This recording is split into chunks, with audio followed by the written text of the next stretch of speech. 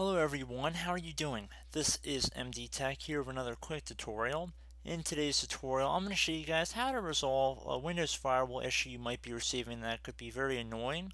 And that error would be the 0x8007042cc error you are experiencing on your Windows computer. So this should hopefully be a pretty straightforward tutorial for you guys, and we're going to jump right into it. And we're going to start this video off by opening up the Start menu. And you want to type in services. One of the best managers should come back as services. You want to left click on that. Now if you want to expand the window view a little bit, you just drag in the corner to make it a little bit wider. And you want to go down to get to Windows Firewall. Right here. Double click on it. Underneath startup type, you want to click inside this drop down menu. Set it to automatic. And then click on apply and OK. And now you can close out of here.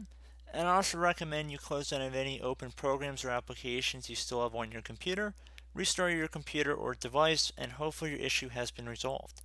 So as always, thank you guys for watching this brief tutorial.